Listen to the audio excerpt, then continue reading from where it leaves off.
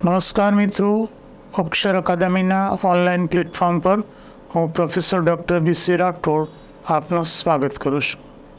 મિત્રો, બંધારણની કલમોના પરિચય અન્વયે આજે આપણે કલમ નંબર 36ની જોગવાઈઓ જોઈશું.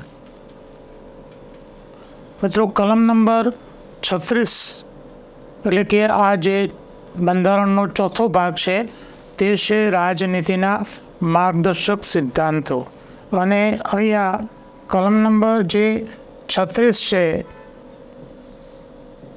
થી 51 સુધી એમાં રાજનીતિના માર્ગદર્શક સિદ્ધાંતોની વાત છે. તો જોઈએ આપણે આ કલમ અંગે.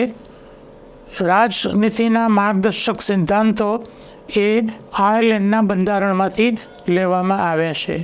1 માર્ક્સનો પ્રશ્ન કોઈક વાર પરીક્ષામાં પૂછાય છે. હા, એનો હેતુ, એનો ઉદ્દેશ્ય શું છે? કલ્યાણકારી રાજ્યની સ્થાપના કરવાનો છે. એનો ઉદ્દેશ્ય કલ્યાણકારી રાજ્યની સ્થાપના કરવાનો છે.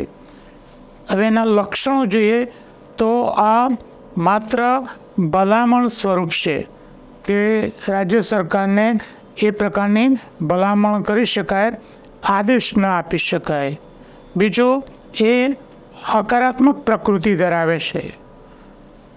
બંધારણના જે મૂળભૂત હક્કો છે એ નકારાત્મક પ્રકૃતિના છે કે આવું ના કરું, આવું ના કરો. જ્યારે રાજનીતિના માર્ગદર્શક સિદ્ધાંતો એ હકારાત્મક પ્રકૃતિના છે કે રાજ્ય સરકારે આવું કરવું જોઈએ. અને ત્રીજી બાબત છે ગેરન્યાયોચિત. ગેરન્યાયોચિત એટલે આ જે રાજનીતિના માર્ગદર્શક સિદ્ધાંતો છે એના અમલ માટે અદાલતનો આશરો લઈ શકાતો નથી.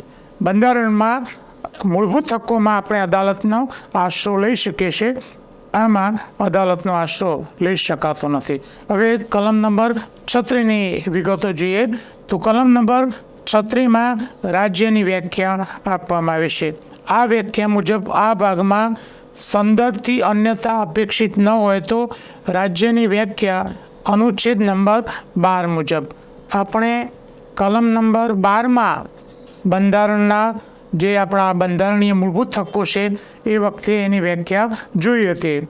તો એમાં રાજ્યમાં સંઘ સરકાર એટલે કે કેન્દ્ર સરકાર, રાજ્યો, કેન્દ્ર શાસિત પ્રદેશો અને સ્થાનિક સરકારનો સમાવેશ, સ્થાનિક પ્રશાસનની સંસ્થાઓનો સમાવેશ થાય છે. એ સમાવેશ અહીંયા થાય છે.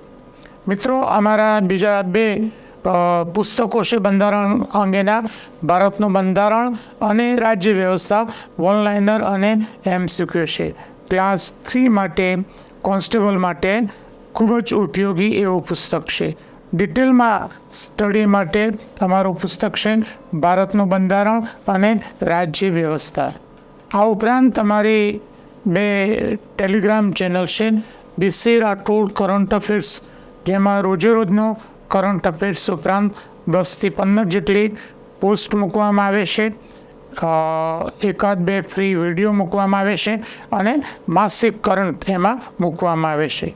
બીજી ટેલિગ્રામ ચેનલ છે ગૌરવંતી ગુજરાતી, જેમાં ગુજરાતી ભાષા, ગુજરાતી સાહિત્ય અને ગુજરાતી વ્યાકરણને લગતી પોસ્ટ મૂકવામાં આવે છે.